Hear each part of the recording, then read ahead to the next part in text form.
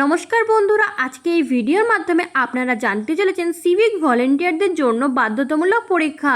জানুন সম্পূর্ণ বিস্তারিত তথ্য সম্পর্কে। সিভিক ভলেন্টিয়ারদের জন্য বাধ্যতামূলক পরীক্ষা, ফেল করলেই হতে পারে বড় পদক্ষেপ। রাজ্যের পুলিশ ব্যবস্থাকে আরও কার্যকর করে তুলতে সিভিক ভলেন্টিয়ারদের জন্য নতুন মূল্যায়ন ব্যবস্থা চালুর পথে এগোচ্ছে প্রশাসন। দীর্ঘদিন ধরে বাহিনীতে কর্মরত ভলেন্টিয়ারদের দক্ষতা, শারীরিক সক্ষমতা এবং দায়িত্ব পালনের মান একসঙ্গে যাচাই করার পরিকল্পনা নেওয়া হয়েছে। প্রশাসনের দাবি, এই প্রক্রিয়ার মাধ্যমে যোগ্য কর্মীদের চিহ্নিত করার পাশাপাশি বাহিনীর সামগ্রিক মনোনয়নও সম্ভব হবে। মুখ্যমন্ত্রী শুভেন্দু অধিকারী সিভিক ভলেন্টিয়ারদের কর্মক্ষমতার ভিত্তিতে বাছাইয়ের কথা ঘোষণা করার পর সেই সিদ্ধান্ত বাস্তবায়নের কাজ শুরু হয়েছে। ইতিমধ্যে একাধিক জেলায় মূল্যায়ন সংক্রান্ত প্রস্তুতি এগোচ্ছে এবং ধাপে ধাপে সমস্ত জেলাতে এই প্রক্রিয়া চালু করা হবে।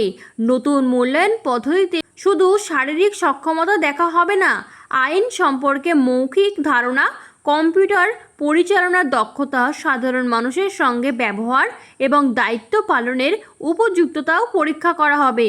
সব মিলিয়ে 50 নম্বরের মূল্যায়ন কাঠামো তৈরি করা হয়েছে। নির্ধারিত মানদণ্ড পূরণ করতে পারে বহাল থাকার সম্ভাবনা থাকবে।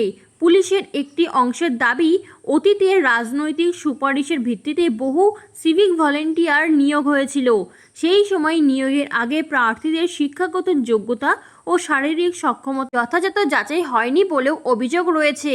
এছাড়াও কিছু কর্মীর বিরুদ্ধে সাধারণ মানুষের সঙ্গে দুর্ব্যবহারের অভিযোগও সামনে এসেছিল। বর্তমান প্রশাসনের লক্ষ্য সেই সমস্ত অভিযোগে পুনরাবৃত্তি রোধ করা এবং বাহিনীতে দায়িত্ব পালনের জন্য উপযুক্ত কর্মীদেরই ধরে রাখা। স্বরাষ্ট্র দফতরের নির্দেশ পাওয়ার পর বিভিন্ন জেলা পুলিশ প্রশাসন মূল্যায়নের প্রস্তুতি শুরু করেছে। পরীক্ষার নম্বর বন্টন এবং মূল্যায়নের কাঠামো প্রথম তৈরি করেছে কোচবিহার জেলা। প্রশাসনিক সূত্রের খবর, সেই পদ্ধতিকেই অনুসরণ করে অন্যান্য জেলাতেও একই ধরনের মূল্যায়ন ব্যবস্থা কার্যকর করা হবে। শারীরিক পরীক্ষার আওতায় থাকবে দৌড়, ওঠবোস, সিট আপ, উচ্চতা, ওজন এবং বুকের মাপ পরীক্ষা। প্রয়োজন অনুযায়ী 1 থেকে 5 কিলোমিটার পর্যন্ত দৌড়ানোর সক্ষমতাও যাচাই করা হতে পারে। এই অংশের জন্য মোট 25 নম্বর নির্ধারণ করা হয়েছে এবং প্রতিটি পরীক্ষায় আলাদা নম্বর থাকবে। অবশিষ্ট 25 নম্বর দেওয়া হবে শিক্ষাগত ও পেশাগত মূল্যায়নের ভিত্তিতে। ভারতীয় ন্যায় সংহিতা সম্পর্কে প্রাথমিক ধারণা, সাধারণ জ্ঞান, কম্পিউটার ব্যবহারের দক্ষতা এবং দায়িত্ব পালনের সক্ষমতা এই পর্যায়ে বিচার করা হবে।